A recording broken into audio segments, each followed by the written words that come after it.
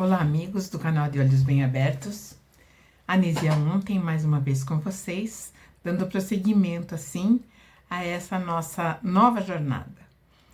E no episódio passado, eu falava sobre a tristeza que aconteceu na família de Marduk, onde houve, mais uma vez, o assassinato entre irmãos. Ele e a esposa dele ficaram extremamente tristes e infelizes, e aí eles decidiram viver um para o outro, simplesmente isso. Então, nesse período, Marduk deu uma trégua e ele estava realmente focado só na esposa que ele amava demais. Mas nesse meio tempo aí, dessa dedicação mútua, aí vai nascer o outro filho, chamado Nebo, que, na verdade, significa profeta. Tanto que, ainda hoje, no hebraico, a palavra Nabi é igual a profeta. E quando ele ficou assim, feliz com o nascimento do filho, e ele, na verdade, esse filho, ele vai ser o braço direito de Marduk, assim como Ninurta é o braço direito de Enlil. Então, Nabu vai ser o grande braço, ou vamos dizer assim, um comandante muito forte de Enlil. Nós estávamos vendo, né, que depois do dilúvio, tudo precisou ser reconstruído, mesmo porque havia, assim, a necessidade da alimentação, não só para eles, que eram os de longe, né, que vieram para a Terra, mas como também para aqueles que já estavam aqui, e os sobreviventes e os que estavam aqui. Então, era necessário que fosse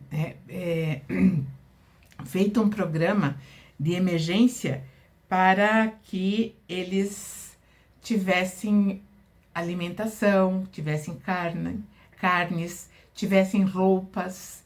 Então, Enlil, ele vai fazer um programa, e esse programa ele vai distribuir a todos, para que todos trabalhassem dentro da necessidade que estava ali correndo, né?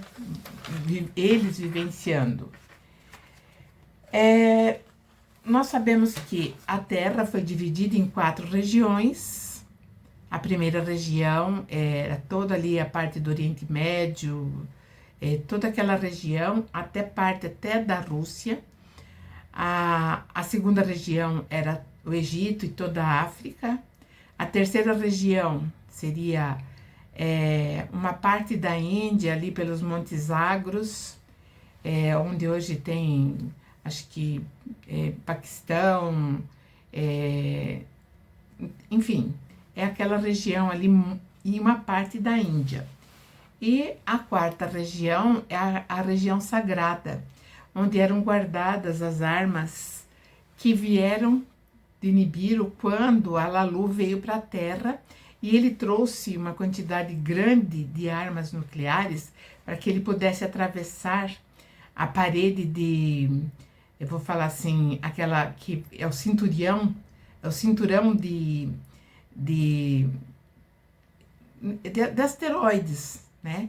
Que ficou conhecido como cinturão Kuiper. Então, ele trouxe, e depois que ele morreu, depois da luta, enfim, que Alalu saiu vencedor novamente, ele foi escondido, essas armas foram escondidas na quarta região, que também tinha um espaço-porto, um porto espacial, que vinha, ele recebia as naves que vinham de longe, que vinham do planeta Nibiru. Então, ficava na quarta região, que é a Península do Sinai. Então, essa região, ela foi considerada sagrada. E aí a gente sabe, né, que, olhando, lembrando o mapa, o Egito e a Península do Sinai, eles são muito próximos, eles são vizinhos. E quando a Nimá, né, que é a Nit, ela foi, ela foi para morar nessa quarta região, sozinha, ela recebeu um novo nome. Então, ela começa a se chamar, aqui na terra, Nin-Nirsag, ou seja, a Senhora da Montanha. E ela controlava essa região e tinha, assim, uma responsabilidade muito grande, porque ela também era considerada a pacificadora, porque ela trazia a paz. Bom, como uma região neutra, a quarta região, ela, ninguém, como eu falei, ninguém entrava, ninguém saía, mas Enlil sabia que o espaço, o porto espacial que estava ali, estava nos planos de Marduk. Então Marduk já estava de olho, então já tinha passado todo o luto, tudo, né, todo aquele processo, e ele já estava de olho naquele porto espacial. Não só no porto espacial, ele queria também as armas. Ele queria a supremacia. Tem alguns livros que mostram os poemas que ele escrevia sobre ele mesmo, onde ele se intitula aquele que será o Deus dos deuses, aquele que estaria acima de todos, que ele teria toda a força de Ninurta, toda a força de Haddad, que é filho que na verdade é Shikkur, de Enlil, filho de Enlil. Ele teria todo o poder de Enlil, enfim. Ele começa a se arrojar de todos os poderes dos próprios irmãos e dos primos. E nesse ponto, Enlil sabia que teria um grande problema.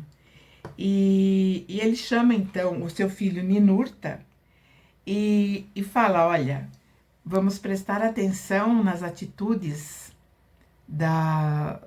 de Marduk, porque ele está disposto a tudo. E ele vai tomar o porto espacial e com o apoio dos Igigi, ou seja, ele já tinha cooptado os Igigi para que tomasse. Então, era alguma coisa que ia acontecer, de repente ia ser uma bomba estourando. E então, uma outra coisa que Marduk fez e que trouxe uma preocupação enorme para Enlil é que ele arregimentou um grande número de terrestres e montou um exército. No livro Gênesis, da Gênesis de Moisés, todo esse enredo se desdobra desde o capítulo 2 até acho que até a chegada, a distribuição da terra entre os filhos de Noé. Provavelmente até o 10, 9 e 10. E os Igigi, esses que estavam do lado de Marduk, para tomar a quarta região sagrada, eles foram chamados de anjos decaídos, no capítulo 6 da Gênesis. Esses anjos decaídos, na verdade, eram esses trabalhadores que estavam revoltados e que passaram para o lado de Marduk. E também foram eles que casavam aleatoriamente, pegavam mulheres terrestres e casavam. E sempre esses Igigi, eles provocaram transtornos, eles conspiravam e desobedeciam qualquer regras. Então eles se tornaram assim os marginais de longe, mas eles tinham um capataz que se chamava Xangás. Esse Xangás, ele era Anunnaki, mas ele tinha assim uma sede de poder tal qual Marduk. Enlil, então, e seus 3 filhos, porque Enlil tinha 3 filhos, vou recapitular. Ele tinha Ninurta, que nasceu lá no planeta de origem. Aqui depois vai nascer Nanar, que muitos chamam de Nanar-Sin, que significa o brilhante. E tinha Ishikur, que seria o caçula, que também é chamado de Haddad ou Shamash. Mas eu sempre vou chamá-lo de Ishikur. E então Enlil chamou os 3 filhos e disse que eles tinham que tomar medidas preventivas para os planos de Marduk, ou seja, frustrar todo o planejamento que ele estava fazendo. Porque ele diz assim, que as balizas para aterrissagem das naves, eles estavam nos domínios de Marduk. E os Igigi avançavam rapidamente para tomar todas as naves que eles tinham ali, ou seja, eles se tornariam reféns, enfim, ia ser um Deus nos acuda, porque as instalações, como eles chamavam de céu-terra, seria então completamente tomada.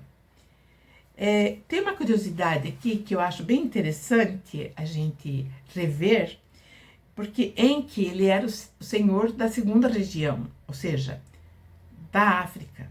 Só que o foco na segunda região ficou ali no Egito. E ele teve um reinado de 9.000 anos. Então, Enki governou o Egito durante 9.000 anos. E ele só parou porque veio o dilúvio. Lá no Egito, ele tinha o nome de Tote, era o deus Tote. Depois que passou, né, a catástrofe do dilúvio, que abalou todo o sistema do planeta Terra, e quando também, né, o representante divino, lá na segunda região, na Terra, que era o faraó, então o faraó, ele representava o deus, que no caso, então, seria Enki. Então tinha um faraó chamado Shu, ele trabalhou muito para que esse porto espacial ele fosse facilitado, né, a entrada do Marduk e os Igigi e também o exército de terrestres. Enlil, ele estava muito vigilante e ele disse aos seus filhos que eles deveriam estar preparados contra as maquinações do sobrinho, Marduk, e também os seus aliados, que aumentavam. Então, o Marduk, ele ia cooptando também muitos terrestres, e quando eu falo em terrestres, muitas pessoas acham que era o homem bruto. Não, era um homem já com conhecimento, tinham sabedoria. Só que assim, eles tinham sabedoria, mas tinham uma imaturidade. E como Marduk, ele fomentava no ser humano como eu diria, a vontade de ter, Então, ele oferecia vantagens. E, evidentemente, que ele ia conseguir aquilo que ele estava querendo. Ninurta, ele tinha recebido os domínios além dos oceanos. E esses domínios, nós sabemos, fica do lado de cá, no continente americano. Mas ele mais fixou-se ali na América Central e um pouco na América do Sul. Por quê? Enlil falou para eles terem um plano B. Caso não desse certo de cercar toda aquela sanha de Marduk, então, e Marduk, porventura, tomasse aquele porto espacial, eles tinham que ter esse plano B, que seria um novo porto espacial, mas num outro local, distante dali, para dar tempo de conter Marduk. Então ele manda Ninurta aqui para cá, para o continente americano, e ele faz então um porto espacial aqui, né? Que nós sabemos hoje que fica aos pés da Cordilheira dos Andes, e ficou conhecido como as linhas de Nazca. É bem interessante isso, porque existem provas, não só ali, mas em outros lugares, dessa existência onde havia tecnologia. E não é só nessa região ali, tem o Peru também, foi muito, eu diria, sofreu, né, a influência dessa cultura por conta dessa morada, onde também em Liu ele ficou muito tempo pro lado de cá. Nós vamos chegar lá quando nós vamos ver que tudo isso vai trazer um acontecimento que é narrado na Bíblia como a Torre de Babel. Tudo aquilo que eles estavam fazendo aqui no continente americano, eles trouxeram também aqueles que eram fiéis ao clã de Enlil. E lembrando que aqui já existia, já tinha o tronco de Caim, que já tinha uma população aqui, que era do descendente de Caim. E os descendentes de Caim, eles eram fiéis também a Enlil. E então, aqui já existia empresas de extração de metais, de ouro, de prata, de cobre. Então, esse era o plano B. E depois a gente acredita ainda, né, que as Américas foram descobertas aí no ano de 1490 e alguma coisa, 92. Quando na verdade ela já tinha sido explorada, ela já tinha sido, já tinha servido, né, para os nossos colonizadores desenvolverem aqui tecnologias bem interessantes. Aí nós vamos ver mais tarde, né, porque muitas pessoas acreditam que eles que estavam aqui, quando Ninurta veio para cá, assim como Enlil, que eram os astecas, os maias, maias, astecas, tem mais uma cultura, que agora não está me ocorrendo, mas isso daqui veio bem recentemente. Essas culturas, elas vieram recentemente, embora tenham guardado muitas coisas da tradição lá desse passado. Então, por exemplo, o deus Quetzalcoatl, que é o deus da serpente alada, esse deus, existe uma divisão entre os estudiosos. Muitos acham que é Ninjinzida, eu acho que é Ninjinzida, e outros acham que é Ninurta. Mas são vários deuses, mas o deus bem principal, ele na verdade é o Quetzalcoatl, que é a serpente alada. E a imagem desse deus é uma imagem imponente de uma grande serpente com asas, e serpente branca. E Marduk, então, ele vai fazer uma revolução no nosso mundo. Ele vai trazer para o nosso mundo coisas que vai trazer tristeza para os dois clãs e vai trazer também uma nódoa no caráter do ser da terra, porque ali começou uma escolha. E ele tinha uma sede de poder tão grande que tudo que estivesse à frente dele, ele pisava. Ele não tinha nenhum sentimento, né? Fosse quem fosse. Primeiro porque, como nós já vimos em outros episódios, ele sempre pegava o pai dele de jeito e cobrava do pai dele, porque o pai dele não reivindicava ser ele o senhor do comando, porque na verdade ele queria ser também o sucessor de Enki. E se Enki usurpasse o trono, né, ou a posição de Enlil, ele seria o sucessor. Então, nessa sede de poder, ele não, na verdade, ele não perdoava o pai. E ele era muito obstinado, e por outro lado, Enki sempre deixava uma brecha para que o filho crescesse cada vez mais essa revolta dentro dele.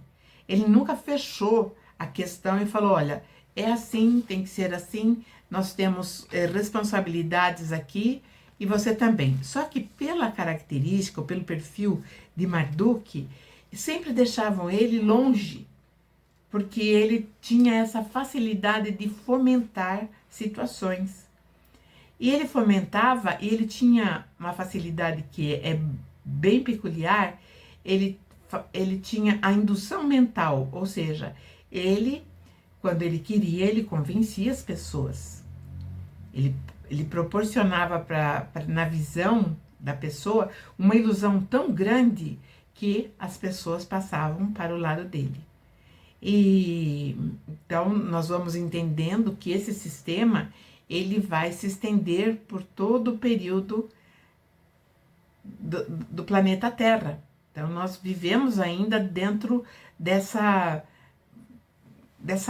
bolha, né, que foi criada lá atrás. Mas vejam só o que aconteceu.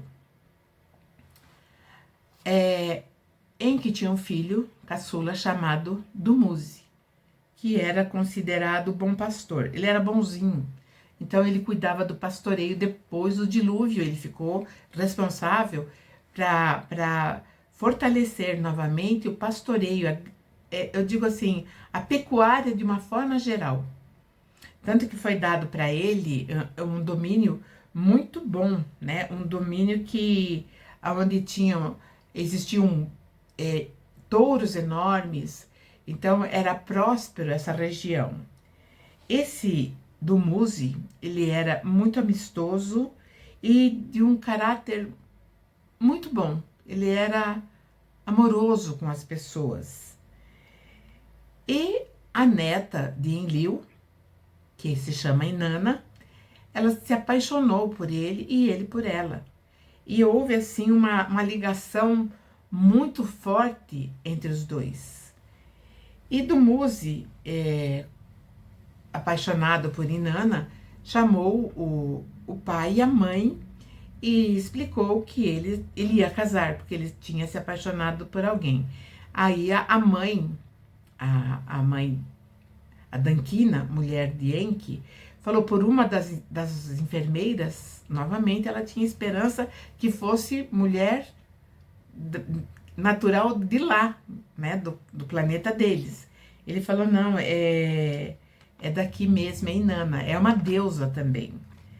E ele ficou chocado, mas depois da morte de Assar, Enki ficou muito ligado com Dumuzi, ele ficou focado nesse filho, ele se aproximou bastante.